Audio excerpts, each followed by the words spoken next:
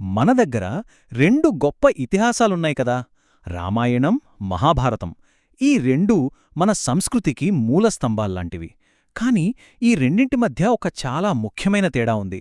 ఆ తేడా ఏంటో, అది మనకేం చెబుతోందో ఈరోజు వివరంగా చూద్దాం. మహాభారతం మనకేం చెబుతుందంటే, ఒక మనిషి నిజానికి ఎలా ఉంటాడు, తనలో మంచి, చెడు, కోపం, ప్రేమ ఎలా కలిసి ఉంటాయో చూపిస్తుంది. కాని రామాయణం అలా కాదు. ఒక మనిషి ఎలా ఉండాలి అనేదానికి ఒక గైడ్ బుక్ లాంటిది. జీవితాన్ని ఎలా జీవించాలో చెప్పే ఒక మార్గదర్శి అనమాట. సరే, మరి ఎలా ఉండాలి? దానికి సమాధానమే ఈ ఒక్క పదం, ధర్మం. అంటే ఏంటి? సింపుల్గా చెప్పాలంటే, సరైన దారిలో నడవడం, జీవించాల్సిన సరైన విధానం. ఈ ధర్మానికి ఒక రూపమిస్తే ఎలా ఉంటుందో, ఆ రూపమే శ్రీరాముడు. అందుకే రాముడి కథ అంటేనే ధర్మం చేసిన ప్రయాణం అని చెప్పొచ్చు. అయితే ఇంత పర్ఫెక్ట్ హీరో అసలు ఎందుకు అవసరమయ్యాడు? ఈ కథ వెనుక ఉన్న అసలు సమస్య ఏంటో ఇప్పుడు చూద్దాం. ఒకానొక సమయంలో ప్రపంచం మొత్తం ఒక రకమైన చీకట్లో మునిగిపోయింది. స్వర్గం, భూమి, పాతాళం, ఈ మూడు లోకాలు కూడా భయంతో వణికిపోతున్నాయి. ఎక్కడ చూసినా అన్యాయం, అరాచకం. ఈ చీకటికంతటికీ కారణం ఒక్కడే, రావణుడు, 10 తలల రాక్షస రాజు. బ్రహ్మదేవుడి కోసం ఘోరమైన తపస్సు చేసి ఒక వరం సంపాదించాడు. ఆ వరమేంటంటే, అతన్ని దేవతలు చంపలేరు, గంధర్వులు చంపలేరు, యక్షులు, రాక్షసులు ఇలా ఎవ్వరూ అతన్ని ఏమీ చెయ్యలేరు. ఇక చూసుకోండి, ఆ వరంతో వచ్చిన శక్తి, అహంకారం అతన్ని 3 లోకాలకి ఒక పీడకలలా మార్చేశాయి. అయితే ఎంతటి శక్తివంతుడికైనా ఎక్కడో ఒకచోట చిన్న బలహీనత ఉంటుంది కదా. రావణుడి విషయంలో కూడా అదే జరిగింది. తన అహంకారంలో, గర్వంలో మనుషుల్ని చాలా తక్కువగా అంచనా వేశాడు. వాళ్లనుంచి రక్షణ అడగటమే మర్చిపోయాడు. చూడ్టానికిది చాలా చిన్న విషయమైనా మొత్తం కథని మలుపు తిప్పిన పాయింటిదే. ఆ చిన్న అవకాశాన్నే దేవతలు పట్టుకున్నారు. రావణుణ్ణి ఓదించాలంటే ఒకే ఒక్క దారి ఉంది. సాక్షాత్తూ మహావిష్ణువే మనిషిగా భూమిమీద పుట్టాలి. అలా ఒక దైవిక ప్రణాళిక మొదలైంది. అయోధ్యని దశరథుడు అనే రాజు పరిపాలిస్తున్నాడు. చాలా ధర్మపరుడు. కాని ఆయనకు ఒకటే లోటు, సంతానం లేదు. దానికోసం ఆయన పుత్రకామేష్టి అనే ఒక గొప్ప యాగం చేశాడు. ఆ యాగం ఫలించింది.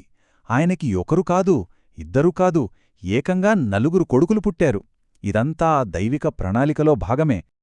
ఆ నలుగురిలో పెద్దవాడు మన కథానాయకుడు, రాముడు. ఆయన ఎవరో కాదు, సాక్షాత్తూ మహావిష్ణువు అవతారం. ఆయన పుట్టిందే ఒకే ఒక పనికోసం, రావణుణ్ణి అంతం చేసి భూమిమీద మళ్లీ ధర్మాన్ని నిలబెట్టడం కోసం. కొన్ని సంవత్సరాలు గడిచిపోయాయి. రాముడు, తన తమ్ముళ్ళు అందరూ పెరిగి పెద్దవాళ్లవుతున్నారు. అంతా ప్రశాంతంగా ఉంది అనుకుంటున్న సమయంలో కథలో అస్సలైన మలుపు వచ్చింది. విశ్వామిత్రుడు అనే ఒక మహర్షి దశరథుడి సభకి వచ్చాడు. దశరథుడు ఆయన్ని ఎంతో గౌరవంగా ఆహ్వానించి, ఏం కావాలో కోరుకోండి అన్నాడు.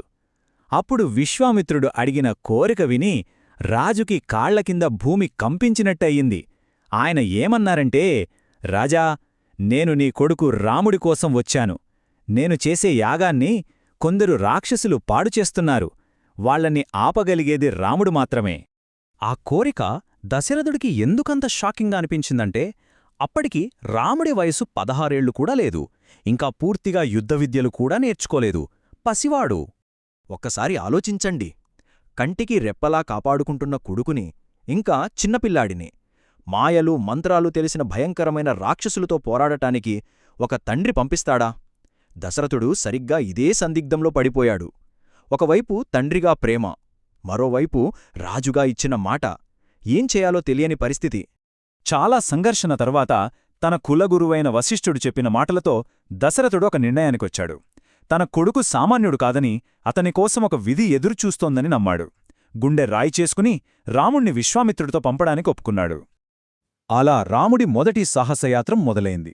ఇది కేవలం ప్రయాణం కాదు, ఒక ట్రైనింగ్ సెషన్ లాంటిది. విశ్వామిత్రుడు దారిలో రాముడికి ఆకలి, నిద్రలాంటివి జయించే బల, అతిబల అనే విద్యలు నేర్పించాడు. ఆ తరువాత రాముడి నైపుణ్యం చూసి ముచ్చటపడి దేవతలు కూడా వాడే అద్భుతమైన దివ్యాస్త్రాలని అతనికిచ్చాడు. ఆశ్రమానికి చేరేసరికి రాముడు రాబోయే యుద్ధానికి పూర్తిగా సిద్ధమయ్యాడు. ఆశ్రమానికి చేరుకున్నారు.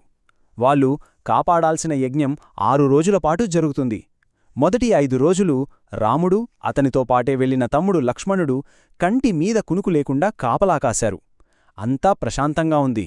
కాని 6వ రోజు యజ్ఞం చివరి ఘట్టానికి వచ్చేసరికి ఆకాశం మొత్తం నల్లగా మారిపోయింది.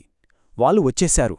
మారీచుడు, సుబాహుడు అనే 2 భయంకరమైన రాక్షసులు వాళ్ల సైన్యంతో కలిసి నేరుగా యజ్ఞం జరిగే చోట ప్రత్యక్షమయ్యారు. వాళ్ల ఉద్దేశం ఒకటే, రక్తం, మాంసంతో ఆ పవిత్రమైన యజ్ఞాన్ని అపవిత్రం చేసి దాన్ని నాశనం చెయ్యాలి. కాని రాముడు సిద్ధంగా ఉన్నాడు. ఒక్క క్షణం కూడా ఆలస్యం చేయలేదు. వెంటనే మారీచుడి మీద మానవాస్త్రాన్ని ప్రయోగించాడు. అది అతన్ని చంపకుండా 100 కిలోమీటర్ల దూరంలో సముద్రంలో పడేలా విసిరేసింది. తర్వాత సుబాహుడి మీదకి ఆగ్నేయాస్త్రాన్ని ప్రయోగించాడు. అంతే, వాడు అక్కడికక్కడే బూడిదైపోయాడు. ఇక మిగిలిన రాక్షస సైన్యాన్ని వాయువ్యాస్త్రంతో చిందరవందర చేసేశాడు. అంతా నిమిషాల్లో జరిగిపోయింది.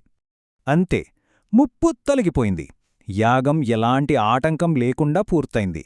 ఆ చిన్న వయసులోనే రాముడు తనేంటో నిరూపించుకున్నాడు. ఈ గెలుపు ఒక చిన్న యుద్ధంలో విజయం మాత్రమే కాదు, ఒక లెజెండ్ పుట్టుకకి ఇది ఆరంభం. యజ్ఞం పూర్తవ్వగానే విశ్వామిత్రుడికి పట్టలేనంత ఆనందం కలిగింది. ఆయన రాముడి దగ్గరకొచ్చి, నాయనా, నువ్వు ఇచ్చిన మాట నిలబెట్టుకున్నావు. ఈ ఆశ్రమం పేరు సిద్ధాశ్రమం.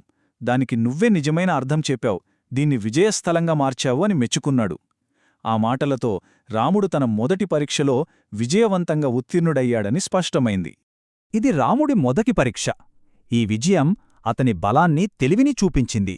కాని అంతకంటే ముఖ్యంగా మారీచుడిని చంపకుండా వదిలేయడంలో అతని దయను కూడా చూపించింది.